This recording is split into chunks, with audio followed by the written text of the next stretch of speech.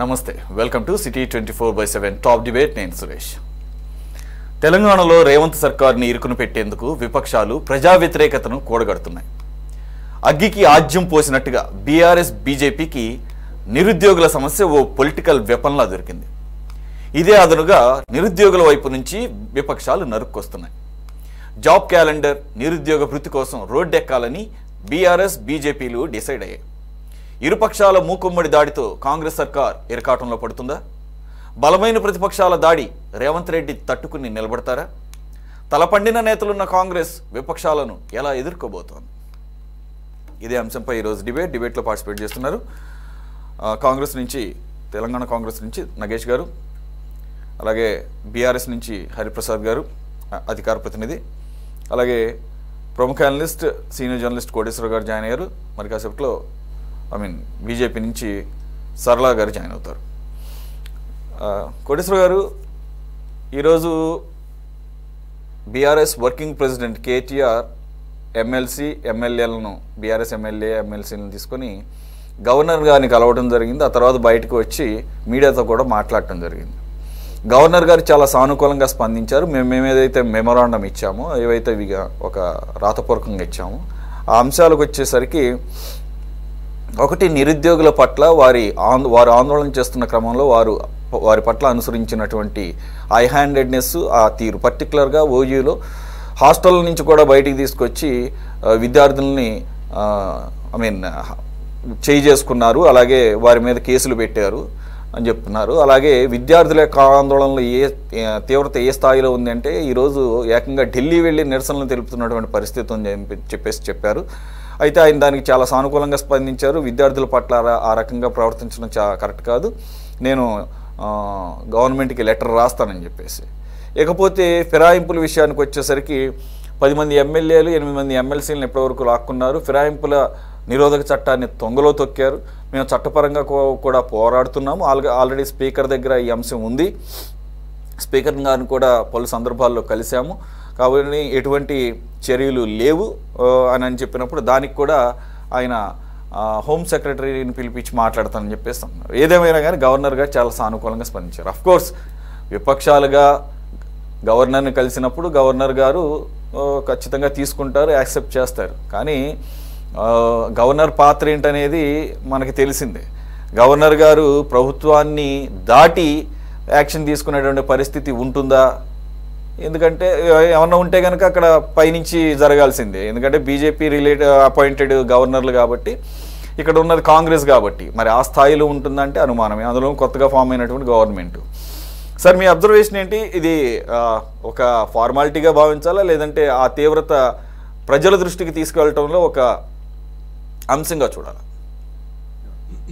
గవర్నర్లు ఎట్లా ఉంటారో బీఆర్ఎస్ నాయకులకి కొత్తగా చెప్పక్కర్లేదు. తమిళసై వ్యవహారం వాళ్ళకి తెలుసు. అదేవిధంగా ఆ అనుభవం చూసిన తర్వాత మరి ఇప్పుడున్నటువంటి గవర్నర్ తోటి వాళ్లకు అలాంటి భ్రమలు ఎందుకు కలిగాయో నాకైతే తెలియదు. వాళ్ళ భ్రమలు వాళ్ళు ఉంచుకోనివ్వండి, ఇబ్బంది లేదు. ఏ గవర్నర్ అయినా కానీ మీరు ఇచ్చింది పరిశీలిస్తాను, ప్రభుత్వానికి తెలియజేస్తాను. పోస్ట్ మ్యాన్, గవర్నర్ అంటే పోస్ట్ మ్యాన్. మన వ్యవస్థలో ఎవరిచ్చినా ఏమిచ్చినా తీసుకుంటారు, దాన్ని ఇవ్వాల్సిన వాళ్ళకి పంపిస్తారు, పోస్ట్ మ్యాన్. ఆ తర్వాత గవర్నమెంట్ ఏం చేస్తుంది ఏమిటనేటువంటిది అది వేరే అంశం. గవర్నర్ అయినా రాష్ట్రపతి అయినా ఆ post man job, post women job చేస్తారు. అందుకని దాని గురించి మాతో గవర్నర్ ఇట్లా మాట్లాడారు, అట్లా మాట్లాడారు అని ఎవరైనా బయటకు వచ్చిన వాళ్ళు మీరు కానీ నేను కానీ ఎవరైనా చెప్పుకోవచ్చు. దానికేమి శాంటిటీ ఉండదు.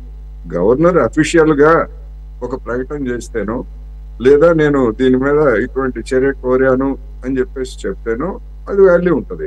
గతంలో అటువంటి పని తమిళసై చేశారు.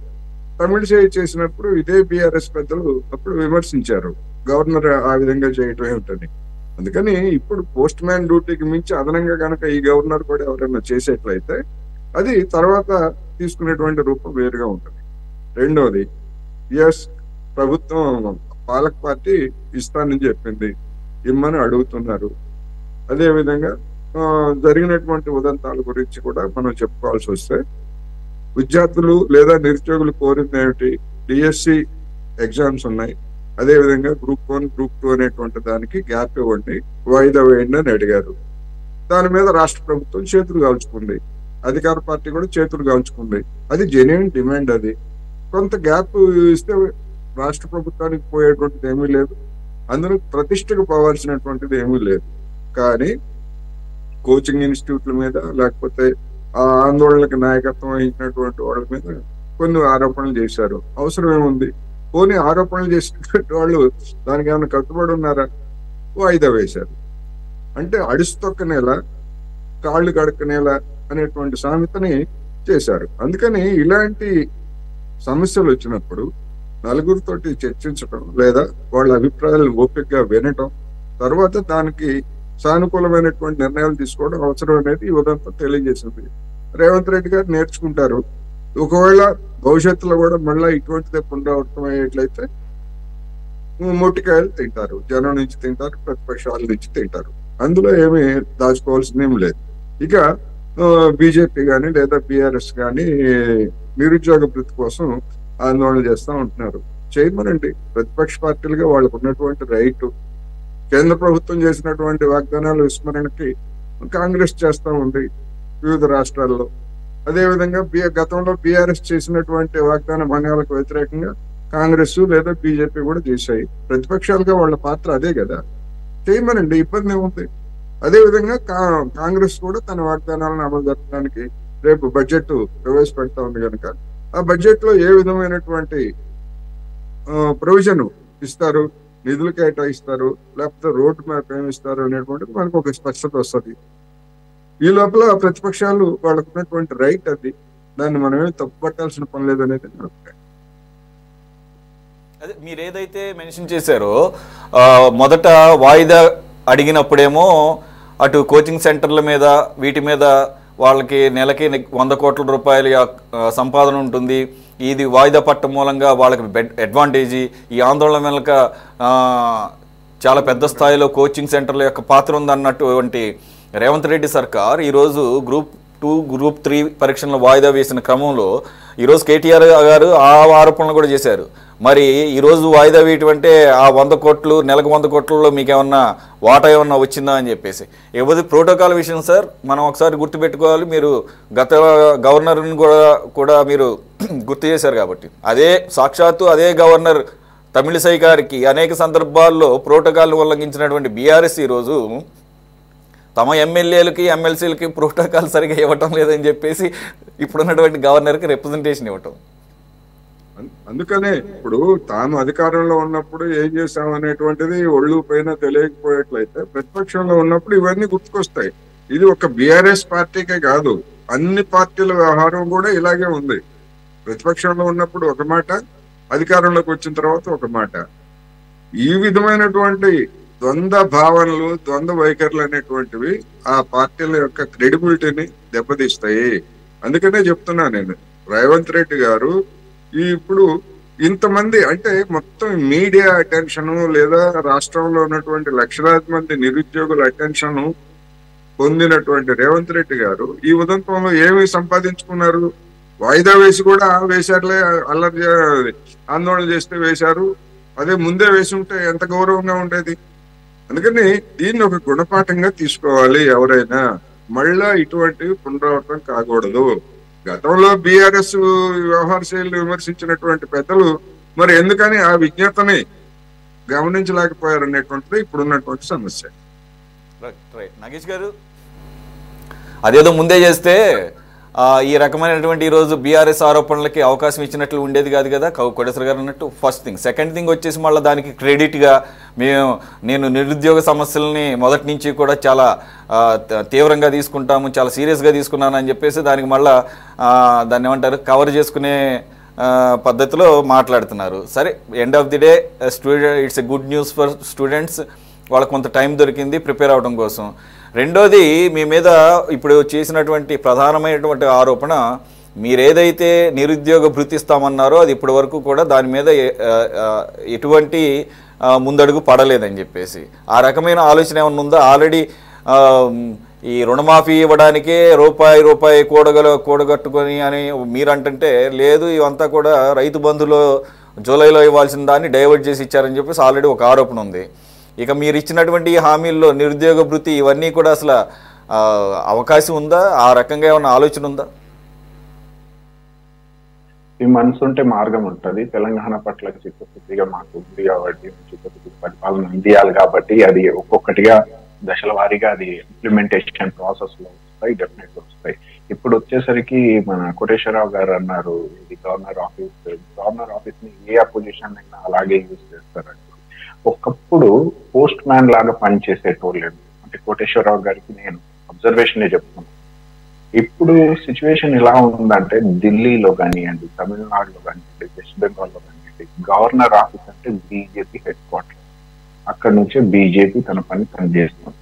అలాంటప్పుడు బీఆర్ఎస్ కేటీఆర్ గారు వెళ్ళి ఇవన్నీ బాధలు ఉన్నాయి గవర్నర్ ఆఫీస్ కి చెప్పంగానే వెంటనే గవర్నర్ గారు పాజిటివ్ గా రెస్పాండ్ ఇవ్వడం అంటే చాలా న్యూట్రల్ గా ఉండాలి గవర్నర్స్ ఆఫీస్ అంటే. యాజ్ పర్ కాన్స్టిట్యూషన్ ఎప్పుడైతే ఫైనాన్షియల్ ఎమర్జెన్సీలో లా అండ్ ఆర్డర్ ఎమర్జెన్సీ వస్తుందో అప్పుడు వాళ్ళ పవర్స్ వాళ్ళు యూజ్ చేయాల్సింది, అది ఎక్స్ట్రీమ్ కేసెస్. బట్ ఇక్కడికి వచ్చేసరికి బీఆర్ఎస్ కి గవర్నర్ ఆఫీస్ కి అంత సింక్ అవ్వడానికి రీజన్ ఏంది? రీజన్ ఎప్పటి నుంచో ఒకటే, బీఆర్ఎస్ బీజేపీ ఒక్కటన్నది. అది మీరు గ్రహించాలి. ఇప్పుడు వచ్చేసి అది పబ్లిక్ ప్రజల మధ్యలో వస్తుంది. ఈ రోజు గవర్నర్ ఆఫీస్ తీయంగానే గవర్నర్ గారు యూనో సో పాజిటివ్ గా రియాక్ట్ అయ్యారు, మాకు యాక్షన్ తీసుకుంటాము అన్నారు, హోమ్ సెక్రటరీని పిలుపుకుంటున్నాం, డిస్కస్ చేస్తాను అన్నారు.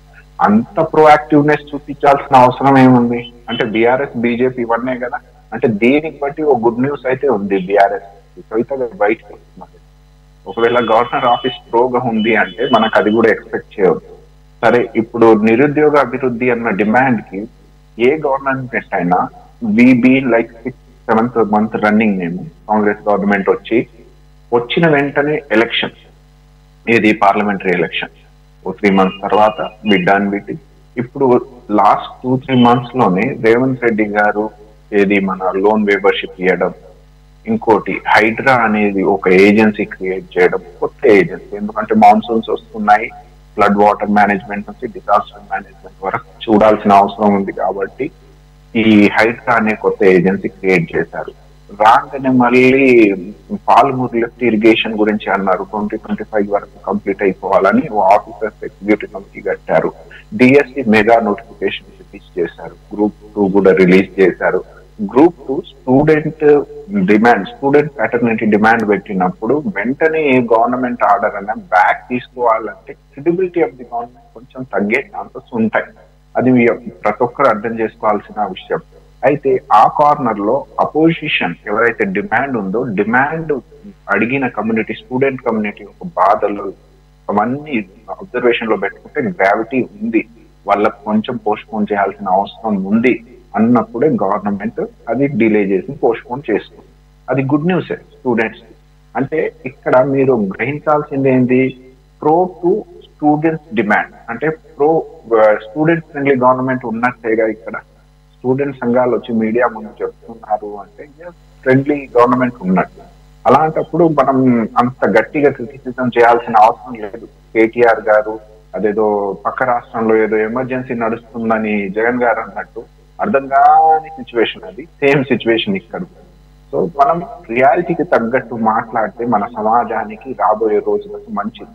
అది ఎవరికైనా సరే. అందుకే అంటారు డెమోక్రసీలో కన్స్ట్రక్టివ్ క్రిటిసిజం ఉండాలి అన్నది. ఇప్పుడు వచ్చేసరికి మీరన్నారు నిరుద్యోగ అభివృద్ధి గవర్నమెంట్ కమిట్ చేసింది, 100% ఫుల్ఫిల్ చేస్తుంది. అది రాబోయే రోజుల్లో. ఇప్పుడు అప్పుల తెలంగాణ అని బీఆర్ఎస్ గవర్నమెంట్ మాకు గిఫ్ట్ గా ఇచ్చింది కదా. బాధ్యత గల గవర్నమెంట్ గా మేమేం చేయాలి? ఒకప్పుడు ఆర్థికంగా బలంగా ఉన్న తెలంగాణ మళ్ళీ నిర్మాణం కోసం ప్రయత్నిస్తున్నాం.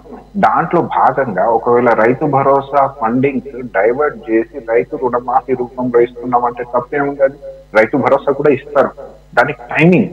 ఎందుకంటే ప్రజల్లో ఓ కాన్ఫిడెన్స్ అది ఎప్పటికీ ఉండాలి. ఏమని ఉండాలి? రేవంత్ సర్కార్, కాంగ్రెస్ గవర్నమెంట్ సర్కార్ ఎప్పుడు ప్రజాపాలన అందిస్తుంది అన్న కోణంలో స్ట్రాటజికల్ మూవ్స్ అవి. అంతేగాని ఎగ్గొట్టుతుంది అలాంటి ఏమి ఉన్నామండి. అది బీఆర్ 3 ఎకరాలు దళితుడు సీఎం అని, నిరుద్యోగ అభివృద్ధి అని ఈ పురుగు పెట్టింది యువత పిల్లలు ఎవరండి ఇంటింటికి ఉద్యోగం అని, ఓ పక్క రాష్ట్రాల నుంచి మనకు విముక్తి వస్తే నీళ్లు నిధులు నియామకాలు అన్ని మనే అని మనకి ఏదో రోగం అనిపించారు. ఇదే బీఆర్ఎస్. సో ఈ బీఆర్ఎస్ నాయకత్వానికి నమ్మాల్సిన అవసరం లేదు, అప్పుడు లేదు, ఇప్పుడు కూడా లేదు. అందుకే తిప్పికొట్టారు ప్రజలు.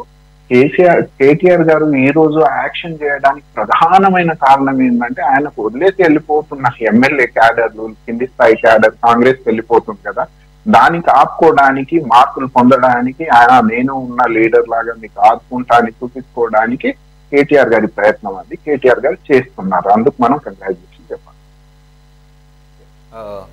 హరిప్రసాద్ గారు ఆల్రెడీ నిరసనలు తెలుపుతున్న సందర్భంలో కాకుండా వారు నిరసనల్ని అడ్హేర్ చేస్తూ గ్రూప్ 2, గ్రూప్ 3 ఎగ్జామ్స్ను పోస్ట్ పోన్ చేసిన తర్వాత ఈరోజు వెళ్ళి విద్యార్థులు, నిరుద్యోగులు సమస్యల గురించి గవర్నర్ గారికి రిప్రజెంటేషన్ ఇవ్వటాన్ని ఎలా చూడాలి? ఇవ్వచ్చు, ఎప్పుడైనా ఇవ్వచ్చులే, కానీ నేనేమంటున్నానంటే ఒక టైమింగ్ ఉంటుంది. రెండోది, ఏదైతే నగేష్ గారు కాంగ్రెస్ ప్రతినిధి మాట్లాడినట్టు it shows real exact bonding of BRS and BJP.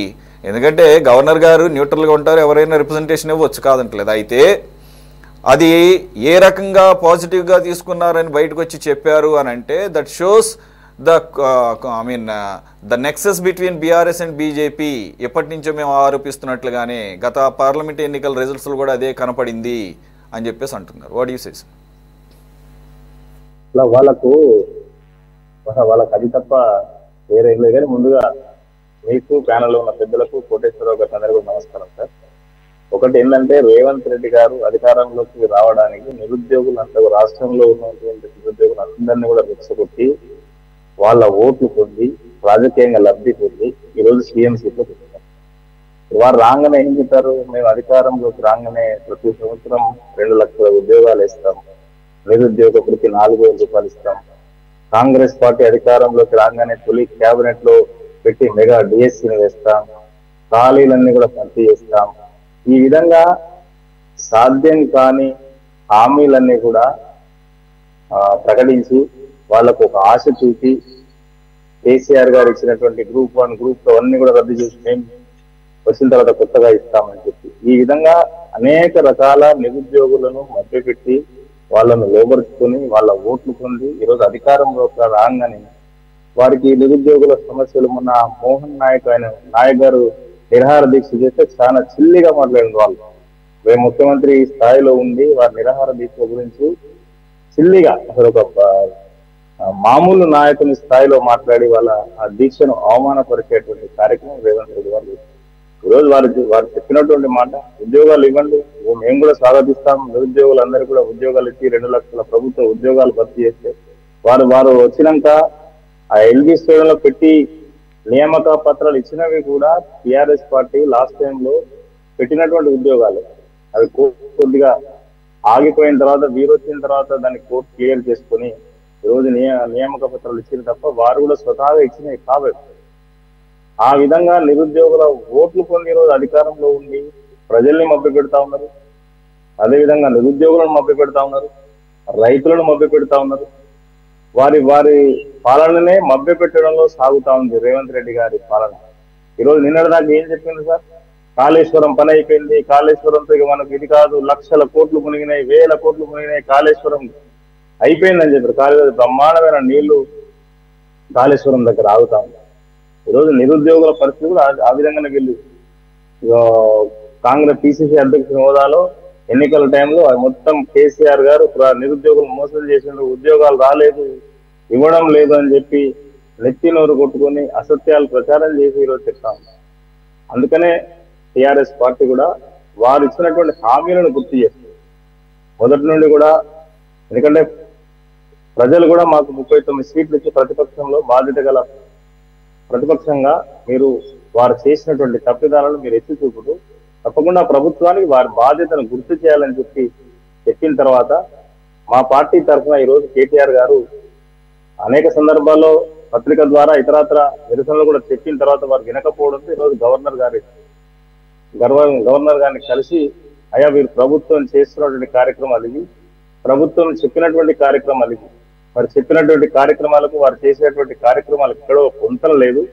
మరి ఈరోజు వారు ఇచ్చినటువంటి హామీలన్నీ కూడా విస్మరించి అప్రజాస్వామికంగా పాలన జరుగుతూ ఉంది అని చెప్పి గవర్నర్ గారిని వెళ్ళి కలవడం జరిగింది. ఈరోజు ఈ రాష్ట్ర ప్రభుత్వం కనుక ప్రజల్ని, నిరుద్యోగుల్ని, రైతుల్ని అందరినీ కనుక విస్మరించిన తర్వాత మరి ఎవరిని అడగాలి? గవర్నర్ గారినే కదా. గవర్నర్ గారి దగ్గరికి వెళ్ళి అయ్యా మీ ప్రభుత్వం చేస్తున్నటువంటి బాధ్యత పరిస్థితి ఇది అని చెప్పి గవర్నర్ గారికి చెప్పేటువంటి ప్రయత్నం చేసినాం. దానికి గవర్నర్ గారు సానుకూలంగా స్పందించి కేటీఆర్ గారికి మేము చేస్తామని చెప్పడం లేదు. దాంట్లో మేము ఏ రాజకీయం కూడా చూడట్లేదు. బీజేపీ అను, కాంగ్రెస్ అను, బీజేపీ అని మేము చూడలేదు. గవర్నర్ వారికి ఉండేటువంటి హరిప్రసాద్ గారు సడన్ గా మీకు గవర్నర్ వ్యవస్థ మీద ఇంత గౌరవం పుట్టినందుకు అభినందించాల్సిందే. గత మీ ప్రభుత్వ హయాంలో అదే గవర్నర్ ప్లేస్ లో ఉన్నటువంటి తమిళిసై గారు అనేక సందర్భాల్లో ఆ గవర్నర్ గారిని వ్యవస్థని అవమానించారు అని. అంతేకాదు ఆవిడకి ఇవ్వాల్సినటువంటి మినిమంగా, ఆవిడకని కాదు పర్సనల్ గా ఆ చైర్కి ఇవ్వాలి, ఆ చైర్కి ఇవ్వాల్సినటువంటి ప్రోటోకాల్ రూల్స్ ను కూడా మీరు తొంగలో తొక్కారు అనేక సందర్భాల్లో అని చెప్పేసి. అట్లాంటి సందర్భం లేదు కానీ కొందరు గవర్నర్లు లేదంటే చరిత్ర చెరిగిపోదండి. చరిత్ర చెరిగిపోదు. మీరు అధికారంలో ఉన్నప్పుడు లేనటువంటి ఆ గౌరవం ఇప్పుడు సడన్ గా మీరు ప్రతిపక్షంలో ఉన్నప్పుడు గుర్తొచ్చినందుకు ఇప్పటికైనా సంతోషం. కానీ మీరు దాన్ని ఖచ్చితంగా మీరు దాన్ని డిఫెండ్ చేసుకోవాల్సిన అవసరం ఉంది. మరి ఏ విధంగా డిఫెండ్ చేసుకుంటారు మీరే చెప్పాలి. కాంగ్రెస్ పార్టీ కేంద్రంలో అధికారం ఉంటే పిసిసి అధ్యక్షులుగా ఉన్నటువంటి గవర్నర్కి ఇస్తే తప్పకుండా ఆయన గవర్నర్ కుర్చీని అవమానపరిచే విధంగా కొందరు వ్యవహరించారు. అదే విధంగా బీజేపీ కూడా ఇప్పుడు మన దగ్గరకు వచ్చిన తమిళిసై ఎవరండి? అక్కడ రాష్ట్ర అధ్యక్షురాలు, మన ఇది తమిళనాడు. వారిని తీసుకొచ్చి ఇక్కడ పెట్టిన తర్వాత కొన్ని రాజకీయమైనటువంటి కార్యక్రమాలు చేసి చైర్లో కూర్చున్న తర్వాత ఆవిడ గవర్నర్ అంతే. ఎండ్ ఆఫ్ ది డే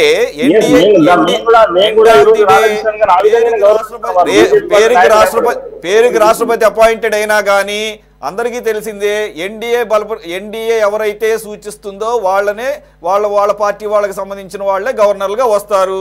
ఇది బహిరంగ రహస్యమే, మీరేదో కొత్తగా కనిపెట్టింది కాదు. నచ్చినటువంటి వారి వ్యవహారాన్ని బట్టే ఇక్కడ ప్రతి విమర్శ ఉంటుందండి. గవర్నర్ బాధ్యతను తప్పకుండా నిర్వర్తిస్తే ఎవరు కూడా అభ్యంతరం ఉండదు. కానీ గవర్నర్ స్థాయి వచ్చి ఇక్కడ రాజకీయాలు చేస్తామంటే ఎవరు కూడా ఎవరు ఒప్పుకుంటారు చెప్పండి? కాంగ్రెస్ వాళ్ళైనా ఒప్పుకోరు, బీజేపీ వాళ్ళైనా ఒప్పుకోరు. రేపొద్దున ఇక్కడ అధికారంలో లేదా కేంద్రంలో అధికారం లేకపోతే కాంగ్రెస్ గవర్నర్ వచ్చిండు అనుకో, వాళ్ళు అట్లే ఒప్పుకుంటారు బీజేపీలు. గవర్నర్ వ్యవస్థ గవర్నర్కు ఉంటుంది. తప్పకుండా మనం ఈ రాష్ట్రంలో ఒక పెద్ద దిక్కుగా రాజ్యాంగాన్ని సంరక్షించే వ్యక్తిగా మనం వారు చూడాల్సిన అవసరం ఉంది, చూస్తాం కూడా. కానీ కొందరే కావాలని గవర్నర్ కుర్చీలో కూర్చుని కూడా రాజకీయాలు చేస్తామంటే తప్పకుండా ఆ వ్యవస్థ గురించి మాట్లాడాల్సినటువంటి అవసరం వస్తుంది. అందుకే మేము ఈ రోజు గవర్నర్ గారి మీద సంపూర్ణంగా మా గౌరవం ఉంది కాబట్టి వారిని వెళ్ళి కలవడం జరిగింది. అయ్యా రాష్ట్రంలో కాంగ్రెస్ పార్టీ రేవంత్ రెడ్డి గారు చేస్తున్నటువంటి పరిస్థితి ఇది. అప్రజాస్వామికంగా వారు రాజ్యాంగాన్ని తుంగలో తొక్కి పాలన చేస్తా ఉన్నారు కనుక తప్పకుండా మీరు జోక్యం చేసుకోండి. మీరు జోక్యం చేసుకుంటేనే ఈ రాష్ట్రంలో నిరుద్యోగుల సమస్యను మనం చేసిన వాళ్ళం అవుతామని చెప్పి వెళ్ళి కోరడం జరిగింది. దానికి వారు సానుకూలంగా స్పందించడం జరిగింది. జోక్యం చేసుకోవడం అంటే ఏ రకంగా ఏ రూపేణ జోక్యం చేసుకోవాలని చెప్పేసి మీరు కోరుకుంటున్నారు?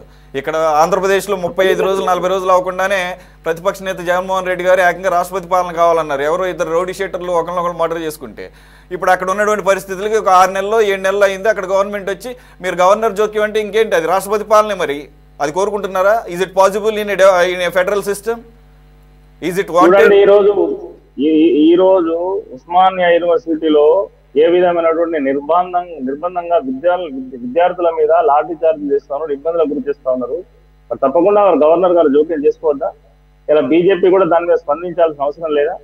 ఈరోజు తెలంగాణ ఉద్యమాన్ని తలపించే విధంగా ఓయి చుట్టూ కంచెను పెట్టి అక్కడ విద్యార్థులను బయటికి రాకుండా, బయట వాళ్ళు లోపడపోకుండా చేస్తున్నప్పుడు స్పందించాల్సిన అవసరం లేదా? పోలికకు కూడా ఒకటి ఉంటదండి, ఒక లైన్ ఉంటుంది. ఎక్కడ తెలంగాణ ఉద్యమం, ఎక్కడ ఈరోజు ఇదేంటి విద్యార్థుల నిరసనలు. అదే పరిస్థితి కదా, విద్యార్థులందరూ కూడా నిరుద్యోగ సమస్యలు వాళ్ళ ధర్నాలు కూడా పర్మిషన్ ఇవ్వట్లేదు కదా. మీరు రిప్రజెంటేషన్ అయితే ఇదే ఇచ్చారులేండి. నిర్బంధించారు కదా, ఇక్కడ ఆందోళన లేకుండా చేస్తా ఉన్నారు కదా, ముందస్తు అరెస్టులు చేస్తా ఉన్నారు కదా, దీక్షలు చేసే వాళ్ళకి ఇది అవకాశం కూడా ఇవ్వడం లేదు కదా. ఇది ఏమంటాం మనం? మీరు కూడా అదే రకంగా అవకాశం ఇచ్చుంటే మీకు ఈ పరిస్థితి ఉండేది కాదేమో. మరి అదే నిరుద్యోగులు, అదే రైతులు, అదే దాన్ని ఏమంటారు, తెలంగాణ ప్రజానీకం ఇచ్చినటువంటి తీర్పు మొన్న ఎలక్షన్స్లో చూసాం. రైట్, నేనేమి మిమ్మల్ని విమర్శించట్లేదు, కానీ మీరు ఇచ్చినటువంటి మెమరాండంలో ఉన్నటువంటి అంశాలే మీరే చెప్తున్నారు కదా, ఆ స్థాయిలో ఉందా లేదా అనేదే ఇక్కడ మనం డిబేట్లో చర్చ. సరళ గారు చెప్తారు. సరళ గారు, ఏదైతే ఇప్పుడు హరిప్రసాద్ గారు అంటున్నారో గతంలో మేము ఇక్కడ ఉన్నటువంటి గవర్నర్ గారు రాజకీయాలు చేశారంటున్నారు, ఇప్పుడు ఇచ్చిన దీని ప్రకారంగా కనుక గవర్నర్ గారు ఇప్పుడు యాక్ట్ చేస్తే ఇది కూడా రాజకీయం అవుతుంది. Are you ready to take that criticism? ముందుగా మీడియా వారికి అలాగే తోటి మిత్రులందరికీ కూడా నమస్తే. వారు హరిప్రసాద్ గారు చెప్పిన కమెంట్ కానీ, మన కాంగ్రెస్ వారి తరపున చెప్పిన వారు కానీ, ఇప్పుడు వరకు ఏదైతే పనులు చేస్తున్నారో గతంలో వారు అదే ధర్నా చౌక్ కూడా తీసేసిన పెద్దవారు. వారు ప్రభుత్వంలో ఉన్నప్పుడు ధర్నా చౌక్ తీయడం, అలాగే governor has a system, governor protocol, అది అసలు మెయింటైన్ చేయకపోవడం అన్నది అది విడ్డూరం. ఎందుకంటే అసెంబ్లీలో బిల్ పెట్టేటప్పుడు గవర్నర్ గారి దగ్గర విషయాలు చెప్పి ఇది చేయబోతున్నాము అని, because she the first lady or he is the first person of our state. So definitely there is the constitutional system. ఆ సిస్టమ్ ని అది ఏ పార్టీ నుంచి వచ్చారన్నారు కదా, గతంలో దగ్గర నాకు తెలిసినంత వరకు ఒక 40 సంవత్సరాల నుంచి కూడా ఎప్పుడు కూడా గవర్నర్ విషయంలో అలా జరిగిన దాఖలాలు లేవనే నేను అనుకుంటున్నాను. ఏమన్నా చిన్న మరి మాకు తెలియని నాలెడ్జ్ లో ఏమైనా జరిగిందేమో కానీ we felt it is the first time Telangana ఏదైతే బీఆర్ఎస్ ప్రభుత్వం ఉందో వారు చేయటం అన్నది అది అందరూ కళ్ళారా చూడడం జరిగింది. దాని గురించి మనం అసలు ఈ రోజు గవర్నర్ గారికి ఇచ్చాము, వారు సానుకూలంగా స్పందించారు అంటే, ఏ గవర్నర్ అన్నా ఆ చైర్, మీరు అన్నట్టు ఆ చైర్ ఈజ్ మోర్ ఇంపార్టెంట్. ఆ చైర్ కి రిప్రజెంట్ చేయడం మన కర్తవ్యం యాజ్ అ సిటిజన్స్ గా, కానీ ఒక పొలిటికల్ అపోజిషన్ పార్టీలో ఉన్నా కూడా చేయాల్సింది ఉంది. కానీ వారు ఉద్యోగాల గురించి కానీ ఇవి లేవు అవి లేవు అని విమర్శించడానికి ప్రస్తుతానికైతే 8 నెలలు అయ్యాక ఇప్పుడు ప్రజాపాలనని పెట్టడము, ఉద్యోగాలే కాదు, వారు ప్రజాపాలనలో రోజు సీఎం ఆఫీస్ కి వెళ్ళడము, అప్లికేషన్స్ ఇవ్వడము, రేషన్ కార్డ్స్ గురించి క్లారిటీ తీసుకోవడం, మళ్ళీ రేషన్ కార్డ్స్ అందరూ అప్లికేషన్స్ పెట్టారు, పెన్షన్స్ కి అప్లికేషన్స్ పెట్టడం జరిగింది, మీకు ఏమేమి ఇబ్బందులు ఉన్నాయి చెప్పండి అని చెప్పి ప్రజాపాలనలో అప్లికేషన్స్ పెట్టడం జరిగింది. మాకు తెలుసున్న నాలెడ్జ్ లో ఇప్పుడు వరకు కూడా ఏ పెన్షన్స్ అయితే ఇంకా ప్రాపర్ గా కరెక్షన్స్ లేవు.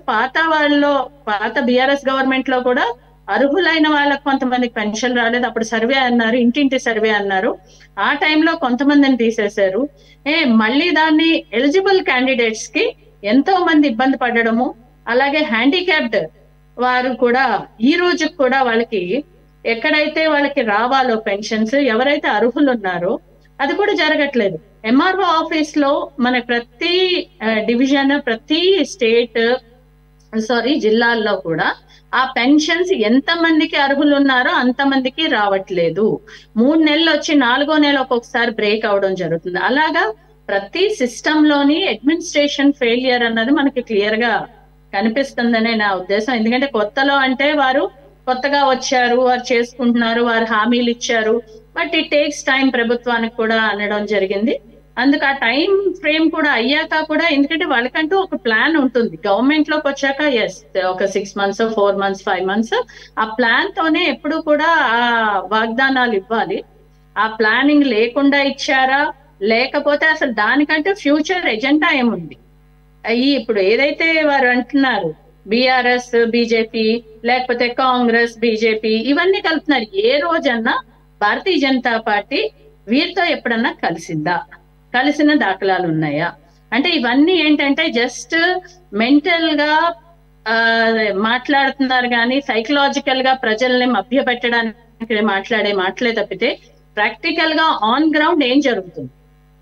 ఈవెన్ బిల్స్ విషయంలో కూడా తెలంగాణ ప్రభుత్వానికి ఎవరైతే టెండర్స్ జీహెచ్ఎంసీలో కాంట్రాక్టర్స్ ఉంటారో మొత్తం సిస్టమ్ నంతా కొలాప్స్ చేసేసి వారు ఇప్పటికీ కూడా అదే చెప్తున్నారు, ఏంటి పాత ఇచ్చిన 20 నుంచి 24 వరకు ఇప్పుడు వచ్చిన కాంట్రాక్ట్స్ అన్ని క్యాన్సిల్ అన్నారు. ఓకే, దాని తర్వాత ఏంటి అంటే ప్రజలు మళ్ళీ ఇంకొక 2 సంవత్సరాలు మళ్ళీ టెండర్ పోస్ట్ చేసి మళ్ళీ వేరే వాళ్ళకి టెండర్స్ ఇచ్చి, అంటే అడ్మినిస్ట్రేషన్ లోపం అన్నది క్లియర్ గా స్పష్టంగా కనిపిస్తుంది. దీని గురించి బీఆర్ఎస్ ప్రభుత్వం అయినా ఇప్పుడు ప్రస్తుతం ఉన్న కాంగ్రెస్ ప్రభుత్వం అన్నా తెలుసుకోవాల్సిన అవసరం ఖచ్చితంగా ఉందని నా అభిప్రాయం. ఓకే, కోటేశ్వర గారికి పోతే ప్రధానంగా ఈరోజు వాళ్ళు ప్రస్తావించింది గవర్నర్ గారికి ఫిరాయింపుల నిరోధక చట్టాన్ని తొంగలో తొక్కారు, పూర్తి స్థాయిలో ఉల్లంఘన చేశారు. ఇప్పటివరకు 10 మంది బీఆర్ఎస్ ఎమ్మెల్యేలను 8 మంది ఎమ్మెల్సీలను లాక్కున్నారు. ఇదంతా ఒక ఎత్తు అయితే ఏకంగా ఒక ఖైరతాబాద్ నుంచి ఎన్నికైనటువంటి దానం నాగేంద్ర గారిని రాజీనామా చేయించకుండానే ఏకంగా ఎంపీగా పోటీ చేయించారు. ఇది ఇక దిట్ షోస్ ఏదైతే ఫిరాయింపుల నిరోధక చట్టం ఉందో దాన్ని పూర్తిగా నీరు గార్చారు. ఎంతవరకు జెన్యూనిటీ ఉంది? వాళ్ళకి దానం నాగేంద్ర గారు గుర్తొచ్చారు తప్ప తలసాని శ్రీనివాస్ యాదవ్కి మంత్రి పదవి ఎట్లా ఇచ్చామనేటువంటి బహుశా గజనీలు అయి ఉంటారు. అందుకని అది తప్ప ఒప్ప అంటే డెఫినెట్ గా అది చట్టాన్ని స్ఫూర్తికి గాని లేదా చట్టానికి గాని విరుద్ధమే, ఎలాంటి సందేహం లేదు. అయితే ఆ చట్టంలో ఉన్నటువంటి లోపాన్ని వినియోగించుకొని గతంలో బీఆర్ఎస్ ప్రభుత్వం కానీ లేదా ఇప్పుడు కాంగ్రెస్ ప్రభుత్వం కానీ వివిధ రాష్ట్రాల్లో బీజేపీ కానివ్వండి లేదా మరొక పార్టీ ఏదైనా కానీ వాటిని ఉపయోగించుకొని రాజకీయాలు చేస్తున్నాయి. ఇప్పుడు గవర్నర్కైనా లేదా రాష్ట్రపతికైనా లేదా హైకోర్టుకి వెళ్ళినా సుప్రీంకోర్టుకి వెళ్ళినా ఇది ప్రచారం కోసం చేసేటువంటి ప్రచార ఎత్తుగడ తప్ప ఫిరాయింపుల నిరోధక చట్టాన్ని లేదా దాన్ని అమలు జరపాల్సింది స్పీకర్ తప్ప హైకోర్టులు సుప్రీంకోర్టులకు కూడా ఆ హక్కు కానీ లేదా ఆ పరిధి కానీ లేదు అనేటువంటిది తెలిసినా కానీ ఎందుకు వెళ్తున్నారంటే ఆ పార్టీ నుంచి ఎమ్మెల్యేలు వెళ్తున్నారు, ఆ వెళ్తున్నటువంటి దాని మీద చర్చ జరుగుతూ ఉంది కనుక కౌంటర్ గా ఏదో ఒకటి మేము కూడా చేస్తున్నాం అనేటువంటి అభిప్రాయాన్ని కలిగించడానికి తప్ప వాళ్ళకి తెలియదా? గతంలో కాంగ్రెస్ ప్రభుత్వం ఎమ్మెల్యేలని లేదా తెలుగుదేశం ఎమ్మెల్యేలని రిక్వైర్డ్ నెంబర్ అంటే 3/2 వచ్చేంత వరకు వరుసను చేర్చుకున్న తాక మరి ఆ స్పీకర్ ఎందుకని యాక్షన్ తీసుకోలేదు? గతంలో బీఆర్ఎస్ ప్రభుత్వంలో ఉన్నటువంటి స్పీకరు చెప్తారా? సమాధానం చెప్పగలరా? బీఆర్ఎస్ నాయకులు చెప్పలేదు. ఎందుకని? ఆ రోజు అది వాళ్ళకి అడ్వాంటేజ్, దాన్ని ఉపయోగించుకున్నారు. ఇవాళ కాంగ్రెస్ దాన్నే సేమ్ రిపీట్ చేస్తా ఉంది, దాన్ని ఉపయోగించుకుంటా ఉంది. అది చట్టంలో ఉన్నటువంటి లోపం లేదా మన రాజ్యాంగంలో ఉన్నటువంటి లోపం. దాన్ని రాజ్యాంగాన్ని మార్చుకోవాలి లేదా చట్టాలను మార్చుకోవాలి, అది వేరే అంశం. అందువలన ఎవరికి అవకాశం ఉన్నప్పుడు దాన్ని వాళ్ళు చేస్తున్నారు. ఇది ఒక ప్రచార ఎత్తుగడ తప్ప దీనివల్ల ఎలాంటి ఫలితం ఉండదు అనేటువంటి ఈ సందర్భంగా చెప్పాలి. ఇంకా కొన్ని మన చర్చలో కొన్ని అంశాలు వచ్చాయి. ఉస్మానియా యూనివర్సిటీని ఒక కాన్సన్ట్రేషన్ క్యాంప్ గా మార్చి అటువైపు ఇటువైపు ఉన్నటువంటి గేట్ల నుంచి ఎవరో రాకుండా కంచెలు బాతినటువంటి పెద్దలు ఎవరో చెప్పుకోవాలి. బస్సులను రద్దు చేశారు, మొత్తం కిలోమీటర్ల దూరం నడిచిపోయే విధంగా చేశారు. ఎవరు బాతారండి? కంచెలు ఎవరు బాతారు ఉస్మానియా యూనివర్సిటీలో గడిచినటువంటి 10 సంవత్సరాల్లో? ఎందుకు బాతారో చెప్పగలరా? అందుకని అది ఎవరు అధికారంలో ఉన్నా గానీ అలాంటి పనులు చేస్తున్నారు. ఎవరు చేసినా తప్పే. ఇవాళ ఉస్మానియా యూనివర్సిటీలో విద్యార్థుల మీద దౌర్జన్యం చేశారు, లేకపోతే లాఠీ చార్జ్ చేశారు, బలవంతం చేశారు, తప్పే అది. అందులో ఎలాంటి సందేహం లేదు. అందుకని గతంలో మనం ఏం హరిప్రసాద్ గారు ఏంటంటే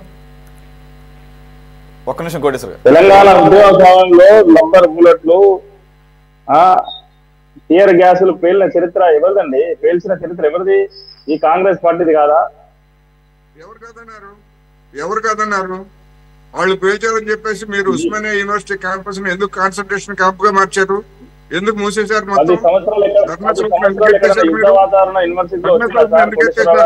దాన్ని నేనేం సమర్థించట్లేదు. అప్పుడు టీఆర్ గ్యాస్ సమర్థించట్లేదు. ఇప్పుడు మీరేం అడుగుతారంటే గతం గురించి ఎందుకు డైవర్ట్ చేస్తారు? ఎందుకు మీరు? గతాన్ని నేనేం సమర్థించట్లేదు. గతంలో కాల్పులు చెప్పినటువంటి దాన్ని లేదా ఉద్యమానికి ద్రోహం చేసినటువంటి వాళ్ళందరికీ చరిత్ర నాకు తెలుసు. దాని గురించి నేను మాట్లాడట్లేదు. నేను గతంలో మీరు 10 ఏళ్ళు అధికారంలో ఉన్న తర్వాత బీఆర్ఎస్ పార్టీ నిర్వాహకం ఏమిటి? ఉస్మానియా యూనివర్సిటీకి కంచెలు ఎందుకు బాతారు? స్వేచ్ఛ అన్నారు. అదేవిధంగా ధర్నా చౌక్ని ఎందుకు ఎత్తేశారు, వీటికి సమాధానం చెప్పాలి. వీళ్ళు చేసిన దాన్ని నేను సమర్థించట్లేదు. మీరు చెప్తున్నట్టుగా దౌర్జన్యం చేసినా ఇంకోటి చేసినా దాన్ని నేను పూర్తిగా సమర్థించను, నేను వ్యతిరేకిస్తా. కానీ మీరు కళ్ళపల్లి బుడిబుడి రాగాలంటారు కదా. మీరు గతంలో నేను చేసిన దాన్ని మీకు ఏమైనా చిత్తశుద్ధి ఉంటే మేము కూడా తప్పు చేసాము, ఇప్పుడు వీళ్ళు తప్పు చేస్తున్నారని చెప్తే నేను అర్థం చేసుకుంటాను. అదేవిధంగా గవర్నర్ పాత్రకు సంబంధించి ఇప్పుడు గవర్నర్ మారు మనసు పుచ్చుకున్నాడని లేకపోతే అని ఆ వ్యవస్థని కాదు. నేనేమన్నాను ఇందాక, నేను చేసిన కామెంట్ ఏంటంటే గవర్నర్ సానుకూలంగా స్పందించారని చెప్పేసి బీఆర్ఎస్ నాయకులు చెప్పుకున్నారు తప్ప గవర్నర్ కార్యాలయం నుంచి అఫీషియల్ గా ఎలాంటి ప్రకటన రాలేదు. ఆ రానప్పుడు వీళ్ళు ఏమైనా చెప్పుకోవచ్చు. కానీ గత గవర్నర్ కి ఇప్పుడు గవర్నర్ కి ఇప్పటి వరకు ఉన్న తేడా ఏమిటి? గత గవర్నర్ తమిళిసై గారు దర్బార్లు పెట్టి అంటే ప్యారలల్ గవర్నమెంట్ ని నడిపించారు. అది తప్పది. గవర్నర్లకే ఆ విధమైనటువంటి నాకు అటువంటి అధికారం లేదా, నేను ఫలానా చోటుకు వెళ్తాను, నా వెళ్ళి ఆ హక్కు లేదా, నా ప్రజలను నేను సందర్శించే హక్కు లేదా అని చెప్పేసి ఆమె వితండవాదాలు చేశారు. ఎస్, కొన్ని సందర్భాల్లో వెళ్ళొచ్చు తప్పుగా. కానీ ఒక ప్యారలల్ గవర్నమెంట్ నడపడం అనేటువంటి తమిళిసై చేసినటువంటి తప్పు. ఇప్పటి వరకు కొత్త ప్రభుత్వం వచ్చిన తర్వాత అలాంటి పరిస్థితి లేదు. ఆ తేడాన్ని మనం గమనించాలి, గమనంలో ఉంచుకోవాలి. అందుకని ఏమైనా క్లెయిమ్ చేసుకోవచ్చు గవర్నర్. ఇప్పుడు గవర్నర్ కి వీళ్ళు ఫిర్యాదు చేస్తే వీళ్ళ మీద గవర్నర్ గారు తమిళిసై గారు కేంద్ర ప్రభుత్వ పెద్దలకి, అమిత్ షా గారికి, ప్రధానమంత్రి గారికి నాకు ప్రోటోకాల్ ఇవ్వట్లేదు, నన్ను గౌరవించట్లేదు అని చెప్పేసి వీళ్ళ మీద ఫిర్యాదు చేశారా లేదా అందరికీ తెలిసిందే కాదు.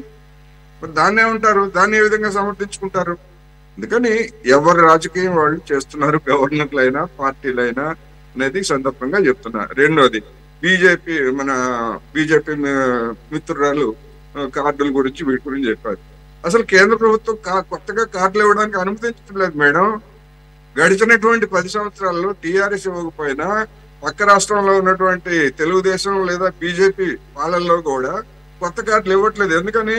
కేంద్ర ప్రభుత్వము గతంలో ఎప్పుడో జారీ చేసినటువంటి ఆహార భద్రతా కార్డులకు మినహా కొత్తగా కార్డులు ఇవ్వడానికి రాష్ట్ర ప్రభుత్వాలకి అనుమతి ఇవ్వట్లేదు. ఒకవేళ మీరు కనుక ఇచ్చుకునేట్లయితే ఆ బియ్యం గాని ఉప్పులు పప్పులు ఏవైనా ఇచ్చేట్లయితే మీ సొంత ఖర్చుతో ఇచ్చుకోవాలని చెప్పేసి రాష్ట్రాల మీద రుద్దుతూ ఉంది. అందుకని 2 రకాల కార్డులు నడుస్తున్నాయి. ఇప్పుడు కూడా 80 కోట్ల మందికి మేము ఉచితంగా ఇస్తా ఉంటున్నారు. ఈ 80 కోట్లు అనేటువంటి సంఖ్య ఎప్పటిది? యూపీఏ ప్రభుత్వ హయాం నాటిది. ఆ 80 కోట్ల సంఖ్య తర్వాత పేదలు పెరిగారు, పేదరికం పెరిగింది, కుటుంబాలు పెరిగాయి. కానీ ఎవరికి కొత్తగా కార్డులు ఇవ్వట్లేదు. అందుకని గతంలో బీఆర్ఎస్ ఇవ్వకపోవడానికి లేదా ఇప్పుడు రేవంత్ రెడ్డి గారు దాని మీద ఒక స్పష్టమైనటువంటి వైఖరి తీసుకోకపోవడానికి కూడా ఇదే కారణం. కేంద్ర ప్రభుత్వం అనుమతించాలి. ఎందుకంటే ఆహార భద్రత చట్టం అనేటువంటిది కేంద్ర ప్రభుత్వం అమలు జరుపుతా ఉంది. బియ్యం కార్డులు ఇస్తే బియ్యం ఇవ్వాలి. బియ్యం ఇవ్వాలంటే దానికి కేంద్ర ప్రభుత్వం సిద్ధంగా లేదు, నరేంద్ర మోడీ గారు సిద్ధంగా లేరు. అనేక విషయాలు మరి ఇప్పుడు నిన్ననే అనుకుంటా బీఆర్ఎస్ కాంగ్రెస్ ప్రభుత్వం ప్రకటించింది, తెలంగాణ కాంగ్రెస్, మేము మళ్ళీ ఈ కొత్త రేషన్ కార్డులు ఇస్తాము అని చెప్పేసి. మరి అంటే ఇప్పుడు ఇది రాష్ట్ర ప్రభుత్వ కోటా కింద భావించాలా? ఇప్పుడు గతంలో కూడా బీఆర్ఎస్ ప్రభుత్వం కూడా ఇస్తామని ప్రకటించింది, దరఖాస్తులు తీసుకుంది, అవన్నీ చెత్తబుట్టలో వేసింది. ఇప్పుడు కూడా ఈ ప్రభుత్వం కూడా రేవంత్ రెడ్డి సర్కారు కూడా దరఖాస్తులు తీసుకుంటుంది. దాన్ని ఏం చేస్తుంది ఏమిటనేటువంటిది వేరు. ఒకవేళ కేంద్ర ప్రభుత్వం వీటిని అంగీకరించకపోయేట్లయితే రాష్ట్ర ప్రభుత్వమే భరించాలి. ఒకే చౌక దుకాణంలో కొంతమంది కార్డులకి ఫ్రీగా ఇచ్చి కొంతమందికి డబ్బులు తీసుకొని ఇవ్వలేదు కదా రాష్ట్ర ప్రభుత్వం. అందుకని సబ్సిడీ బియ్యం అనేటువంటి దాన్ని రాష్ట్ర ప్రభుత్వం భరించాలి, కేంద్రం ఇవ్వకపోతే ఆ కోట. అందుకని ఏం చేస్తున్నారు ఏమిటనేటువంటిది చూడాలి. ఇప్పుడు ఎందుకంటే డిమాండ్ పెరుగుతూ ఉంది. వీళ్ళే చెప్పారు కదా మేము ఇస్తామని. అందుకని చేసినటువంటి రేవంత్ రెడ్డి గారు లేదా కాంగ్రెస్ చేసినటువంటి వాగ్దానాలన్నీ అమలు జరపడానికి కేంద్రంతో కూడా కొన్ని ముడివడి ఉన్నాయి. ఇప్పుడు ఉదాహరణకి పెన్షన్స్ ఉన్నాయండి. కేంద్ర ప్రభుత్వం ఇస్తున్నటువంటి పెన్షన్ ఎంత? 300, 500 సామాజిక పెన్షన్లు ఇస్తున్నారు కదా. అవి ఎప్పుడు నిర్ణయించినవి? యూపీఏ ప్రభుత్వ హయాంలో, మన్మోహన్ సింగ్ హయాంలో నిర్ణయించినటువంటి రేట్లు అవి.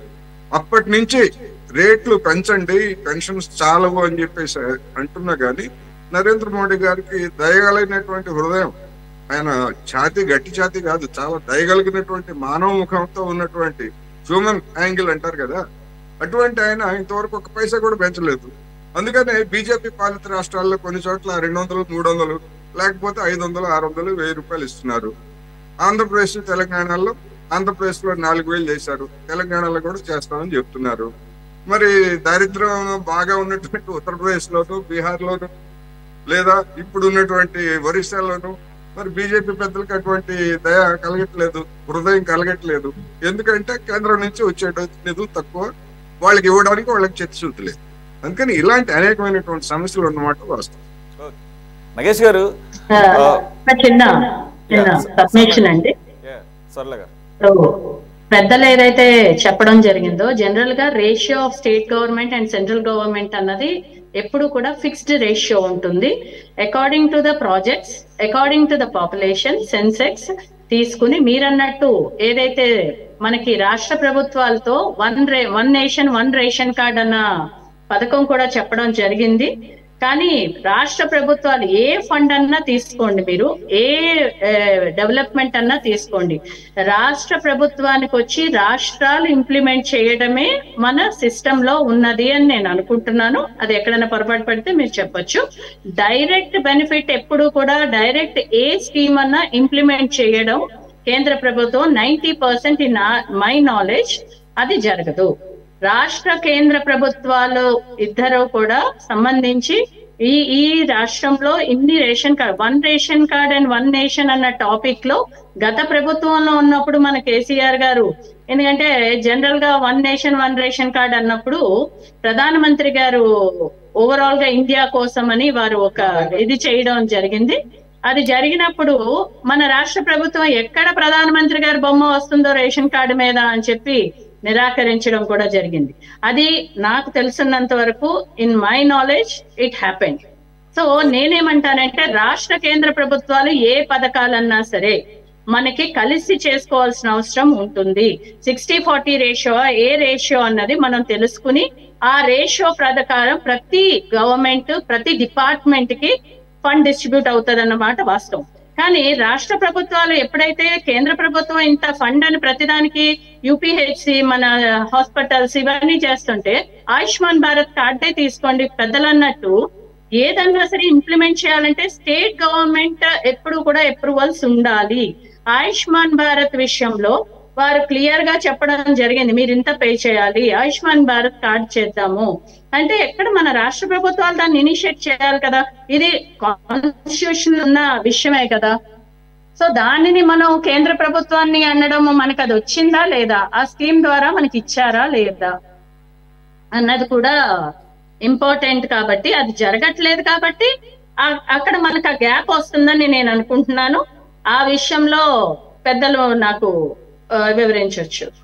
Okay, right. అదే తర్వాత కోటేశ్వర గారు మీకు చెప్తారు. నగేష్ గారు, ఇది ఏదైతే ఫిరాయింపులు జరుగుతున్నాయి అనేది ఈరోజు గవర్నర్ గారి దృష్టికి తీసుకువెళ్ళారో ఇది ఎప్పటి నుంచో ఉన్నటువంటి సమస్య. ఆల్రెడీ కోటేశ్వర గారు విపులంగా చెప్పారు. అయితే సుప్రీంకోర్టు కూడా ఒక ఇది ఇచ్చింది, 3 నెలల లోపులో స్పీకర్ ఎక్కువ టైం తీసుకోకుండా 3 నెలల లోపు వరకు అని ఒక పీరియడ్ కూడా పెట్టింది. అది కూడా ఇంప్లిమెంట్ కావటం లేదు, ఎందుకంటే స్పీకర్ డిస్క్రిషన్ అనేది సుప్రీం అక్కడ. అయితే అక్కడ సుప్రీంకోర్టు ఇచ్చిన రూలింగ్లో కూడా కొంత అంటే 3 మెన్ బెంచ్ 5 మెన్ బెంచ్ అనేది ఏదో ఒకటి అది కూడా ఉంది. అది మరి ఏది ప్రిసీడ్ అవుతుంది అనేది కూడా కొంత చర్చ నడుస్తుంది. అది కోటేశ్వర గారు తర్వాత చెప్తారు. అదే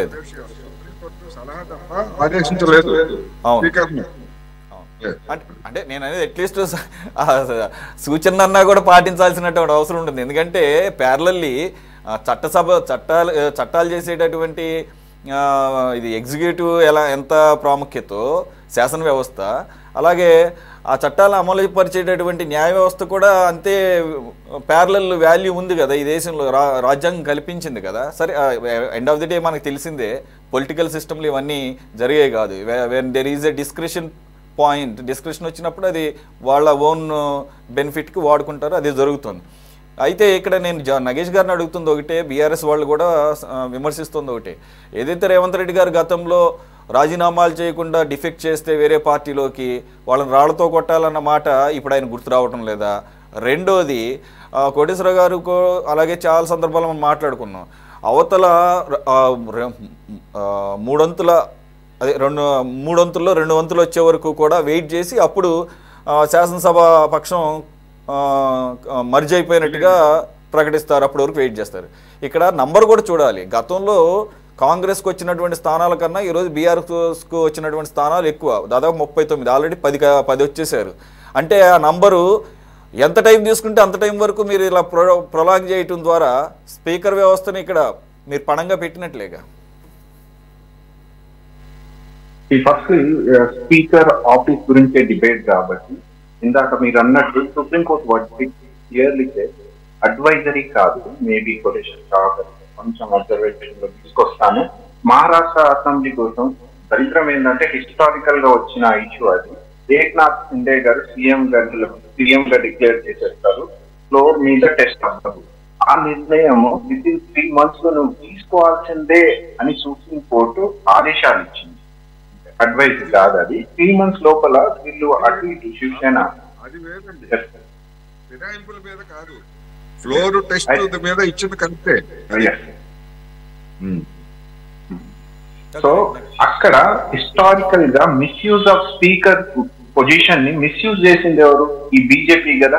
ఇందాక అంటున్నారు మేడం గారు 1 nation 1 ration కార్డ్ అన్న. ఎక్కడ విన్నారు? ఎక్కడ వినలేదే నేను. 1 nation 1 election విన్నాను నేను BJP note.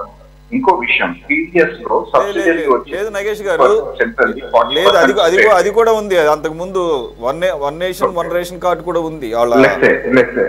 Let me correct my statement correct చేసుకుంటా. అయితే ఇప్పుడు మీరు వచ్చేసి చూడండి, పీడిఎస్ లో ratio of the central 60, state the 40%, right? ఇప్పుడు అంత 60% సపోర్ట్ సిస్టమ్ సెంట్రల్ తీసుకుంటున్నప్పుడు లాస్ట్ వచ్చి ఇంప్లిమెంటేషన్ వరకు వచ్చేసి స్టేటే చేయాలంటున్నారు మేడం గారు, బీజేపీ రిప్రజెంటేటివ్. సరే, ఒకవేళ స్టేట్ చేస్తున్నారా అంటే ఏం చేస్తున్నారు? మహారాష్ట్ర, ఉత్తరప్రదేశ్ బీజేపీ పరిపాలిత రాష్ట్రాలే కదా. అవుట్కమ్ ఎంత ఉంది పీడిఎస్? ఇప్పుడు 80% జనాభా, దేశ జనాభా పీడిఎస్ తీసుకుంటుందంటే అది సిగ్గుచేటు మనం ఒక రకంగా. అంటే బిలో పవర్టీ లైన్ లో ఉన్నట్టు మెజారిటీ ఆఫ్ అవర్ సొసైటీ. దానికి యాంటీడోస్ గా ఏమైనా చట్టం కానీ ఒక రకంగా ఫుడ్ సెక్యూరిటీ యాక్ట్ తీసుకొచ్చిందే కాంగ్రెస్ గవర్నమెంట్. ఇందాక కోటేశ్వరరావు గారు చెప్తూ రిఫరెన్సెస్ చెప్పారు, సెన్సస్ నుంచి ఫుడ్ సెక్యూరిటీ యాక్ట్ వరకు. మేడం గారు అన్న బీజేపీ రిప్రజెంటేటివ్ అన్న ఆయుష్మాన్ భారత్ కూడా యూనివర్సల్ హెల్త్ స్కీమ్ కింద కాంగ్రెసే తీసుకొచ్చింది. అది బీజేపీ చేసింది ఏంటి? దేశ పెరుగుతున్న జనాభా కోసం, బిలో పవర్టీ లైన్ కోసం, అన్గార్జన్ so called down trade and community కోసం టార్గెటెడ్ పాలసీ ఏమైనా డిజైన్ చేసిందా? 90% వచ్చినప్పుడు మాట్లాడదాము. నగేష్ గారు, ప్రస్తుతానికి ఈరోజు టాపిక్ దీనికి పరిమితం అవుదాము, ఎందుకంటే మనకి ఎక్కువ సమయం కూడా లేదు. డిఫెక్షన్స్ను అలాగే ఈరోజు బీఆర్ఎస్ నేతల కామెంట్స్ వాటికి పరిమితం అవుతాం. మా తప్పేం లేదు చర్చించడంలో, కానీ ఇందాక కోటేశ్వర గారు అన్నదానికి మేడం ఒక క్లారిఫికేషన్ ఇస్తారన్నారు కాబట్టి ఆవిడకి కనెక్టివిటీలో అలా వెళ్ళిపోతుంది. నెక్స్ట్ వచ్చేసి ఇందాక అన్నారు ఏది ధర్నా చౌక్ ఎత్తేసింది బీఆర్ఎస్ పార్టీ. బీఆర్ఎస్ సోదరులు ఏమంటున్నారంటే స్వేచ్ఛ లేదా? స్వేచ్ఛ ఎందుకు లేదండి? ఇప్పుడు ధర్నా చౌక్ ఓపెన్ ఉంది, అదే ఉస్మానియా యూనివర్సిటీకి వెళ్ళాలా అంటే ఎవరిని రెచ్చగొడుతున్నారు? అరెస్ట్ చేసిన 20 మందిలో అందరు బీఆర్ఎస్ యాక్టివిస్టే. అంటే ఎవరు ఈ స్టేట్ మనం మీడియాని ఎంచుకొని మరీ అంత ఓపెన్ గా అవాస్తాలు పలకాల్సిన అవసరం ఉందా? తెలంగాణ ప్రజానీకం కాంగ్రెస్ పార్టీకి ఒక ఛాన్స్ ఇచ్చింది. కాంగ్రెస్ పార్టీ న్యాయబద్ధంగా క్రిటికల్ గా ప్రజా పరిపాలన అందియకపోతే రైట్ రీజనింగ్ పెట్టుకొని క్రిటిసిజం చేయండి, కన్స్ట్రక్టివ్ క్రిటిసిజం చేయండి. మా సీఎం గారు అసెంబ్లీ వేదికగా అంటున్నారు, రండి అసెంబ్లీ వచ్చేమైనా ఇన్పుట్ ఇవ్వండి, బెటర్ పర్ఫార్మ్ చేస్తామని. అలా ఆ స్పిరిట్ లో బీఆర్ఎస్ పార్టీ పనిచేయట్లేదు. ఎంతసేపు బీజేపీ బీఆర్ఎస్ ఎంతసేపు గవర్నర్ ఆఫీస్ ని మిస్యూజ్ చేయడానికే చూస్తున్నారు. దానికి ఎక్స్ట్రాడినరీ హిస్టారికల్ ఫ్యాక్ట్ ఉన్నాయి. లాస్ట్ 10 years లో జరిగిన ఏది? తమిళనాడు క్యాబినెట్ మినిస్టర్ ని జైల్లో పెట్టడం, వెస్ట్ బెంగాల్ నుంచి 1,00,000 లెటర్లు మమతా బెనర్జీ గారు ప్రైమ్ మినిస్టర్ ఆఫ్ ఇండియాకి రాయడం, ఐఏఎస్ ట్రాన్స్ఫర్ అవ్వడం, ఢిల్లీ ప్రజలు ఎన్నుకున్న సీఎం ని కాకుండా లెఫ్టినెంట్ గవర్నర్ ఢిల్లీ ఐఏఎస్ ఆఫీసర్ను నియమించడం, అంటే అడ్మినిస్ట్రేషన్ ఇండైరెక్ట్ గా ఎవరు చేస్తున్నారు? బీజేపీ గవర్నర్ ఆఫీస్ చేస్తుంది. అంటే ఇక్కడ కూడా అలా చేయాలనుకుంటున్నారా? అంటే బీఆర్ఎస్ సపోర్ట్ చేస్తాను అని ఇండైరెక్ట్ గా అన్నదా ఈ రోజు కేటీఆర్ గారి స్టేట్మెంట్? బీజేపీ రెడీగా అందుకే ప్రొయాక్టివ్ రోల్ చూపిస్తున్నారా గవర్నర్ ఆఫీస్? ఇవన్నీ డెమోక్రసీకి, ప్రజాస్వామ్యానికి మంచివి కావు. ఎప్పుడైనా సరే గవర్నమెంట్ ఫేక్ ని ఎండగడుతూ దానికి వ్యాలిడ్ ఇన్పుట్ ఇస్తూ మాట్లాడితే మంచిదేమో. ఇందాక అన్నగారు అన్నారు కంటిలేశారు ఉస్మానియా యూనివర్సిటీ పాస్ట్, ఇందాక కోటేశ్వరరావు కూడా అన్నారు remembering past is a disease అని వివేకానంద స్వామి గారు అంటారు. అది అంత మంచిది కాదు ప్రోగ్రెసివ్ సొసైటీ. ప్రజెంట్ అనేది ప్రజెంట్, అందుకే ప్రజెంట్ అంటారు దాన్ని. మనం ఇప్పుడు ఏం రెక్టిఫై చేయగలుగుతాం, ఎంత వ్యాలిడ్ గా మాట్లాడగలుగుతాం, మన సమాజానికి మనం ఏ విధంగా ఒక నవనిర్మాణం గట్టి సమాజం చేసుకోగలుగుతాము అన్న కోణంలో మాట్లాడాలా. పాస్ట్ లో మీరు ఇది చేశారు మేము ఇది చేశాము అని అవన్నీ కాకుండా ఇంకోటి, ఇప్పుడు టు ద టాపిక్ వస్తే మేము కాంగ్రెస్ పార్టీ డిఫెక్షన్ కి ఎంకరేజ్ చేయట్లేదండి. మళ్ళీ చెప్తాను, అనలిస్ట్ కొంచెం అబ్జర్వేషన్ లో పెట్టుకోవాలి. మేము కాంగ్రెస్ పార్టీ ఎప్పుడు డిఫెక్షన్ కి ఎంకరేజ్ చేయదు. కానీ ఇక్కడ సిచ్యువేషన్ ఏముంది అంటే ఎవరో అంటున్నారు 3 నెలల్లో 6 నెలల్లో ఈ గవర్నమెంట్ పడిపోతుందని. కేసీఆర్ హరీష్ రావు గారి నుంచి బీజేపీ బండి సంజయ్ నుంచి కిషన్ రెడ్డి వరకు అంటే స్ట్రాటజికల్ మూవ్స్ ఉండవద్దా? ఉండాలి కదా. అయితే ఇంతకు ముందు తప్పుడు దారి నడిపించారు చూడండి, కల్చర్ తీసుకొచ్చారు చూడండి. ఒకరు ఈడీ, సిబిఐ, ఐటీని తీసుకొని కాంగ్రెస్ లీడర్స్ అందరినీ బీజేపీలో తీసుకుంటారు. కాంగ్రెస్ పరిపాలిత రాష్ట్రాల్లో ఉన్న గవర్నమెంట్ ని కూలదొబ్బుతుంది. హేమంత విశ్వాన్ని నిలబడుతుంది, ఏక్నాథ్ షిండే నిలబడుతుంది బీజేపీ. యాంటీ డిఫెక్షన్ కన్నా దారుణం ఇది. సరే ఇప్పుడు యాంటీ డిఫెక్షన్ అంటే మాట్లాడదాం. ఈ culture, anti defection culture introduce చేసింది ఎవరంటే ఈ తెలంగాణ రాష్ట్రంలో ఇదే కేసీఆర్ గారి బీఆర్ఎస్ పార్టీయే కదా. ఒకప్పుడు బీఆర్ఎస్, ఇప్పుడు బీఆర్ఎస్. అంతేగాండి హరిప్రసాద్ గారు, తెలంగాణ రాష్ట్రం గురించి మనం ఎక్కువ చర్చించుకుంటే బాగుంటుంది, తెలంగాణలో ఉన్న సమస్యల మీద. ఎందుకంటే దేశం మనకి ఆఫ్టర్వర్డ్స్, కానీ మన రాష్ట్రం గురించి, మన రాష్ట్రంలో జరిగే ఇష్యూస్ మీద కొంచెం యాంటీ డిఫెక్షన్ లా అనేది రాష్ట్రానికి పరిమితమైంది ఏం కాదు, అన్ని రాష్ట్రాలకి, ఈవెన్ పార్లమెంట్ కూడా సంబంధించినటువంటి అంశం. కాబట్టి పాయింట్, బట్ ఇప్పుడు మనం ఏదైతే పాయింట్ ఉందో దాని మీద మనకు సమాధానం వస్తే నిరుద్యోగుల గురించి టాపిక్ మీద మన సబ్జెక్ట్ టాపిక్ కూడా వన్ ఆఫ్ ది టాపిక్ అదే. యాంటీ డిఫెక్షన్ లా అనేది తొంగలో తొక్కబడ్డది అని ఈ రోజు వర్కింగ్ ప్రెసిడెంట్ కేటీఆర్ గారు గవర్నర్ని కలిసిన తర్వాత అన్న మాటలు, అందుకనే చర్చ పెట్టాల్సి వచ్చింది. హరిప్రసాద్ గారు, యాంటీ డిఫెక్షన్ లా నీ గతంలో మీరు 100 పైన స్థానాలు సంపాదించి కూడా, అంత భారీ మెజారిటీ ఉండి కూడా మీరు కాంగ్రెస్లో 2/3 మెజారిటీ వచ్చి సభ్యులంతా మీ దాంట్లో వచ్చే వరకు వెయిట్ చేసి కాంగ్రెస్ శాసనసభాపక్షం కలిసిపోయిందని చెప్పి స్పీకర్ ప్రకటించడాన్ని మర్చిపోయారనుకుంటున్నారా? రెండోది, నగేష్ గారు అన్నట్లు వాళ్ళకు వచ్చిందే 64, సిపిఐ సభ్యుడితో కలిపి 65, మెజారిటీ రావాల్సింది 60, 5 మాత్రమే ఉన్నారు ఎక్స్ట్రా. మీరు ఈ లోపలనే గవర్నమెంట్ ఫామ్ అయినటువంటి 1 వారం 10 రోజుల నుంచే ఈ గవర్నమెంట్ ఎన్ని రోజులు ఉండదు, అసలు ఎంపీ ఎలక్షన్స్ తర్వాత అయితే అసలే ఉండదు అని మీరు, మీతో పాటు కొంతమంది బీజేపీ నాయకులు చెప్పినప్పుడు ఆబ్వియస్గా బీఆర్ఎస్ నుంచి వస్తున్నటువంటి ఎమ్మెల్యేలని తీసుకుంటంలో తప్పేముంది? నైతికంగా కాదు, ఇక్కడ ఇన్ ప్రాక్టికల్. అసలు మీకు నైతిక హక్కు ఉందా? ఈరోజు యాంటీ డిఫెక్షన్ లా అన్న మాట మాట్లాడే హక్కు ఉందా అని అంటే మీరేమంటారు? సార్, ఈ విషయంలో ఎవరు ముందు ఎవరు వెనక అని చెప్పలేదు. ఈరోజు ఆ రోజు ఇదే కాంగ్రెస్ పార్టీ తెలంగాణ ఉద్యమాన్ని అణచడం కోసం 26 మంది ఎమ్మెల్యేలు గెలిచిన 10 మందిని టిఆర్ఎస్ ను చేర్చుకున్నటువంటి మాట మనం మర్చిపోతామా? ఇదే ఇప్పుడు జగ్గారెడ్డి గారు, ఇప్పుడు వాళ్ళు వర్కింగ్ ప్రెసిడెంట్ ఏదో ఉన్నారు వాళ్ళ పదవి. జగ్గారెడ్డి గారు ఏ పార్టీలో గెలిచి ఉండండి ఆ రోజు? శోభారాణి గారు ఏ పార్టీలో గెలిచి ఉండండి? అట్లా 10 మందిని, శోభారాణి అని మన వరంగల్లో గెలిచినామా, కాశీపేట లింగయ్య కరీంనగర్లో గెలిచినటువంటి ఆయన, ఇట్లా 10 మందిని 26 మంది ఎమ్మెల్యేలు గెలిస్తే 10 మందిని టిఆర్ఎస్ పార్టీని చీల్చేటువంటి ప్రయత్నం, ఆ రోజు తెలంగాణ ఉద్యమాన్ని అణచాలనే ప్రయత్నం రాజశేఖర్ గారు చేశారు. దాని తర్వాత టిఆర్ఎస్ పార్టీ గెలిచిన తర్వాత 62 స్థానాలు వస్తే ఈరోజు ఇదే ముఖ్యమంత్రి గారు నోట్ల కట్టలు పెట్టి ఎమ్మెల్యేలను చీల్చాలనే ప్రయత్నం చేయలేదా? తెలంగాణ ఉద్యమాన్ని అనసాలని ఆ రోజు చూసిండ్రు రాజశేఖర రెడ్డి గారు టిఆర్ఎస్ పార్టీని చీల్చాలని రేవంత్ రెడ్డి గారు చంద్రబాబు ఆడించినటువంటి ఆటలో పాముగా మారి టిఆర్ఎస్ పార్టీని చీల్చి ప్రభుత్వాన్ని పడగొట్టాలనేటువంటి ప్రయత్నం చేయలేదా? ఆ విధంగానే అట్లా చేర్చిన తర్వాతనే ఖచ్చితంగా మనం కూడా ఇక రాజకీయ అస్తిత్వాన్ని సంపాదించుకోవాలని చెప్పి చేసినటువంటి ప్రయత్నమే.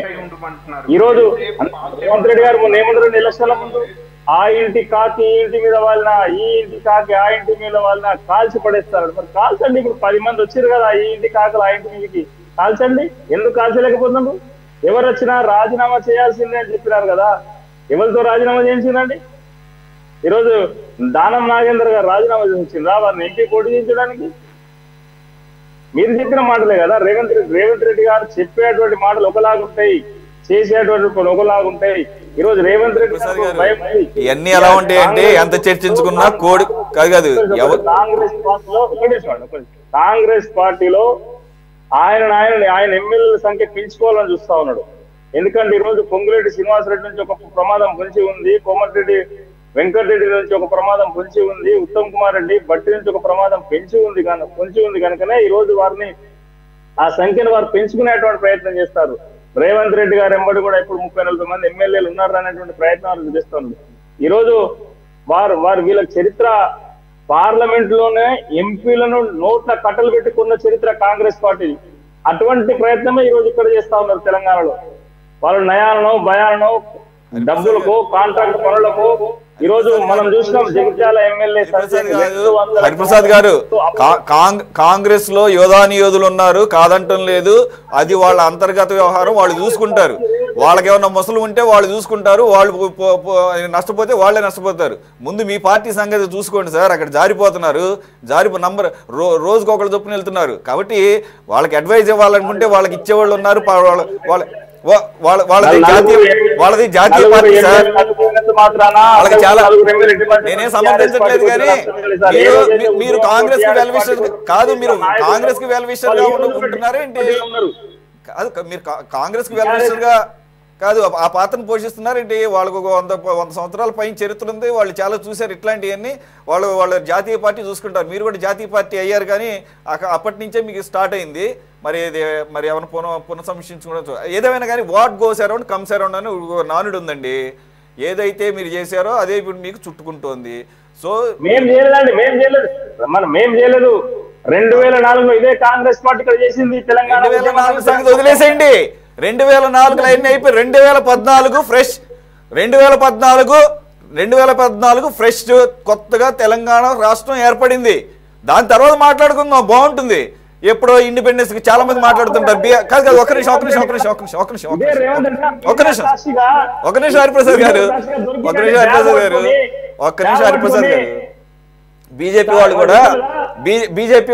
బీజేపీ వాళ్ళు కూడా చాలా సందర్భాల్లో ఇండిపెండెన్స్ బిఫోర్ జరిగిన ఎన్ని తీసుకొస్తుంటారు. ఇండిపెండెన్స్ బిఫోర్ జరిగింది, నాట్ ఇండిపెండెంట్ ఇండియా. చరిత్ర చదువుకోవాలి, కానీ ఎక్కడి నుంచి ప్రామాణికంగా తీసుకోవాలనేది మనం కొంత సెన్స్ ఉండాలి. 1947 తర్వాత మనకి స్వతంత్ర దేశం. దాని తర్వాత మాట్లాడుకుందాం. నేనేం డైవర్ట్ చేయట్లా. ఎవరైతే పార్టీ మారుతారో అదే రోజు వారు పదవి పోవాలని చెప్పారు. కానీ అదే బీజేపీ ఎంతమందిని చేర్చుకుని పార్టీలు తీసి అదే సార్ నేను అదే అంటుంది.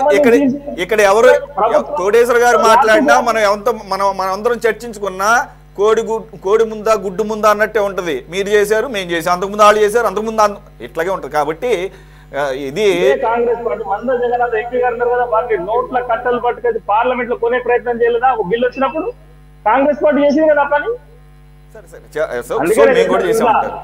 హరీష్ రావు గారి ఫిరాయింపు గురించి ఏం చెప్తారండి మీరు? ఇప్పుడు గతంలో హరీష్ రావు ఫిరాయించాడు కదా, మళ్ళా అదే హరీష్ రావు మీరు ఎట్లా పెద్ద పెట్ట వేశారు?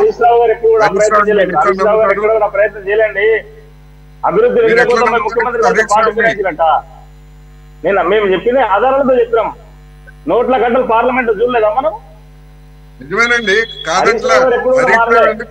హరీష్ రావు మారలేదు. ముఖ్యమంత్రి దగ్గర మంత్రులను కలవచ్చు. ఆ సంస్కృతి మంచిదే. హరీష్ రావు పార్టీ నుంచి ఫిరాయించి మంత్రి అయ్యాడు కదా రాజశేఖర రెడ్డి హయాంలో. ఫిరాయించి కాలేదండి, పొత్తులో భాగంగా ఫిరాయించి కాలే. కోటేశ్వరరావు గారు మీరు ఒకసారి సరి చేసుకోండి, ఫిరాయించి కాలే, పొత్తులో భాగంగానే అప్పుడు కలిసి పోటీ చేసినాయి కాంగ్రెస్ పార్టీ. ఓకే హరిప్రసాద్ గారు, మనం 2014 తర్వాత మాట్లాడుకుందాం. పర్టికులర్గా తెలంగాణకి అది అప్లై అవుతుంది, ఎందుకంటే అది నూతన రాష్ట్రంగా ఏర్పడింది కాబట్టి ప్రజలు ఒక గవర్నెన్స్ కోరుకున్నారు, రైటా? అందులో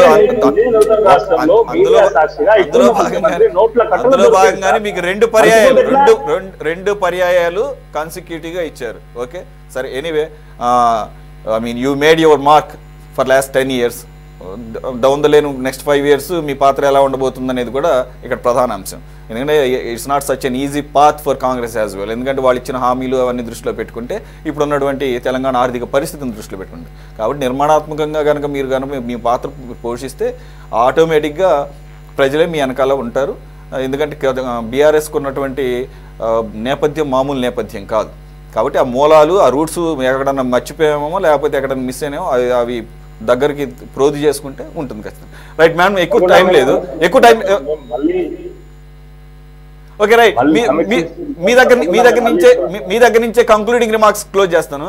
మేడిగడ్డ విషయానికి వచ్చేసరికి ఈరోజు కేటీఆర్ గారు అంటున్నారు, పైనుంచి 3 లక్షల క్యూసెక్లు నీరు వచ్చినా కానీ వరద నీరు టీవీగా నిలబడి ఉంది కాబట్టి ఈరోజు కాంగ్రెస్ చేసినటువంటి అసత్య ప్రచారం అంతా కూడా వరదలో కొట్టుకుపోయిందని చెప్పేసి. అయితే కాంగ్రెస్ వాళ్ళు ఏమంటున్నారంటే గేట్లు ఓపెన్ చేశాం కాబట్టి నిలబడే ఉంటుంది, గేట్లు క్లోజ్ చేస్తే తెలుస్తుంది దాని అసలు రంగు అనేది. గేట్లు ఓపెన్ చేయాలండి, గేట్లు ఓపెన్ చేయాల్సిందే. అక్కడ మీద నుండి వరద వచ్చినప్పుడు ఖచ్చితంగా ఇక్కడ గేట్లు వదలాలా. గేట్లు పెడితే గేట్లు క్లోజ్ చేసిన తర్వాత ఏ ప్రాజెక్ట్ ఉంటుంది సార్? అది గోదావరి నది మీద కట్టింది, ఇదేం డ్యామ్ కాదు కదా. ఎందుకు కట్టాము? అసత్యాలు ప్రచారం చేసింది సార్. అయిపోయింది మేడిగడ్డ, అయిపోయింది కాళేశ్వరం, కుక్క నీళ్ళు ఆగదు అక్కడ, కొట్టుకుపోయింది, లక్షల కోట్ల అవినీతి అని చెప్పారు. నిలబడ్డగా సజీవ సాక్షిగా నిలబడ్డారు సార్ అక్కడ. ఒక్కసారి మీరు మీ మీడియా ప్రతినిధులు వెళ్ళి చూసిరండి. మేము పొద్దుటి నుండి కూడా అక్కడ వరదలు వచ్చిన తర్వాత చాలా మంది నేషనల్ డ్యామ్ సేఫ్టీ అథారిటీ ఏమంటుందన్న కాళేశ్వరం గురించి ఉందా? స్ట్రాంగ్ గానే ఉందంటనా కాళేశ్వరం? అక్కడ ఆ ప్రాజెక్ట్ ఏం బాధలేదు సార్. మీకు ప్రాబ్లం, కాంగ్రెస్ పార్టీకి ప్రాబ్లం తప్ప కాళేశ్వరానికి ఏం ప్రాబ్లం లేదు అక్కడ. ఓకే సర్లా గారు, ప్రాబ్లం మీకేమో ఎల్ నరసింహారెడ్డి కమిషన్ తో సమయం లేదు. జస్ట్ నరసింహారెడ్డి కమిషన్ కాదండి, కాంగ్రెస్ వేసిన కమిషన్ అట్లే ఉంటది నగేష్ గారు. అది కాంగ్రెస్ కమిషన్.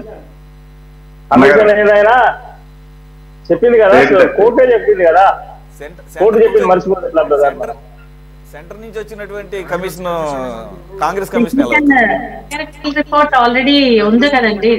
అదైతే లాజికల్ గా ఇట్ ఈస్ పేపర్ లాజికల్ గా మీ స్టేట్ గవర్నమెంట్ కూడా పంపించడం జరిగింది కదా, దాంట్లో ఉన్న లోపాలు ఏంటి అని. Okay right. కోటేశ్వర్ గారు, మీ అబ్జర్వేషన్ ఏంటి ఈరోజు ఈ కామెంట్స్? అంటే ఈరోజు పర్టికులర్గా పైనుంచి వరద వస్తుంది, 3 లక్షల క్యూసెక్ల నీటిని కూడా తట్టుకొని టీవీగా నిలబడింది అంటున్నారు కేటీఆర్ గారు. వాళ్ళేమో గేట్లు ఓపెన్ చేసినప్పుడు టీవీగానే నిలబడతారు. చెప్పండి సార్. గతంలో కేసీఆర్ ఒక్కరే ఇంజనీర్ అనుకున్నాం, ఇప్పుడు కేటీఆర్ కూడా ఇంజనీర్ గా మారిపోయినట్టుగా కనిపిస్తా ఉంది. అందుకని వాళ్ళు ఏమైనా చెప్తుంటారు, సూపర్వైజర్ అదే సూపర్వైజర్ లేదా ఇంజనీర్ గా ప్రమోషన్. మిడ్ మానేర్ కరీంనగర్ లో ఉండే మిడ్ మానేర్, ఇప్పుడు ఈ ప్రాజెక్టు గుండెకాయ లాంటి మిడ్ మానేర్, ఇది కట్టినప్పుడు కూడా ఫస్ట్ టైం వరద వచ్చినప్పుడు కొంచెం ఇబ్బందికరమైనటువంటి 3 గేట్ల దగ్గర ఇబ్బంది అయింది. మరి దాని కాంట్రాక్టర్ వాళ్ళు కోమటిరెడ్డి వెంకటరెడ్డి బ్రదర్ వీళ్ళే. ఆ ప్రాజెక్టు కూడా సరిచేసి ఇప్పుడు నిలబడ్డది కదా ప్రాజెక్ట్ అంతా కూడా. నిలబడ్డది ప్రాజెక్ట్ అది సరి చేశారు, అవన్నీ చేశారు, నేను కాదంటలా. ముందు మీరు ఒప్పుకోలేదు కదా, లోపం జరిగిందని ఒప్పుకోలేదు కదా, అది చెప్తాంది. మీరు ఒప్పుకొని ఉంటే ఇంత అయ్యేది కాదు కదా. కేసీఆర్ గారు చాలా స్పష్టంగా చెప్పారు, ఒక 36 పనులు ఉంటే ఒక పన్ను దగ్గర ఇబ్బంది అయితే మొత్తం 36 పీకెత్తారు నాయన. ఒక్క పన్నుకి ఇబ్బంది అయితే దాన్ని డాక్టర్ దగ్గర పోయి చూపించుకోవాలని చెప్పి అంత స్పష్టంగా చెప్పినాక ఒప్పుకోలేదంటారు మీరు. జరిగినటువంటి మాట వాస్తవం. అక్కడ ఇబ్బంది ఉంటే రిపేర్ చేసే అవకాశం ఉంది అని చాలా స్పష్టంగా చెప్పింది వారు. వీళ్ళే అయిపోయింది కాంగ్రెస్ పార్టీ ముఖ్యమంత్రి కదా, 100 సభలు చెప్పాడు అయిపోయింది కాళేశ్వరం, కొట్టుకుపోతుంది కాళేశ్వరం, 100 కోట్ల స్కామ్ జరిగింది, 1000 కోట్ల స్కామ్ జరిగింది, అయిపోయింది అని చెప్పారు కదా. ఇప్పుడు నిలబడింది కదా సార్, ప్రజలందరూ చూస్తూ ఉన్నారు కదా. ఆ రాజకీయ పరమైనటువంటి ఆరోపణల జోలికి నేను అనట్లేదు. సాంకేతికంగా డ్యామ్ సేఫ్టీ అథారిటీ ఏం చెప్పింది అనేటువంటిదే ప్రామాణికంగా తీసుకోవాలి. అందుకని ఆ మేరకు తప్ప మిగిలిన అంశాలన్నీ కూడా ప్రచారం కోసం మీరు చెప్పుకోవచ్చు, వాళ్ళు చెప్పుకోవచ్చు, అది వేరే అంశం. డ్యామ్ సేఫ్టీ అథారిటీ ఏం చెప్పింది అనేది ఫైనల్ గా తీసుకోవాలనేది నా అభిప్రాయం. రైట్. సాంకేతిక నిపుణులు ఏం చెప్తారు? అది నిజంగా టీవీగా నిలబడిందా, లేదంటే కనుక టెక్నికల్ గా గేట్స్ ఎత్తినప్పుడు ఆటోమేటిక్ గా ఆ మాత్రం ఉంటుంది, లేదా క్లోజ్ చేస్తే అసలు రంగు బయటపడుతుంది అనే దానికి ఎవరు కరెక్ట్ అనేది వాళ్ళు తేలుస్తారు. ఆల్రెడీ కొంత తేల్చారు, ఆ రిపోర్ట్స్ చూస్తే అర్థమవుతుంది ఎవరికైనా. థ్యాంక్స్ ఫర్ జాయినింగ్ కోటేశ్వరరావు గారు, నగేష్ గారు, హరిప్రసాద్ గారు, సరళ గారు. ఇది వాళ్ళ టాప్ డిబేట్. మరో అంశంతో మళ్ళీ కలుద్దాం. Stay tune to city 24/7.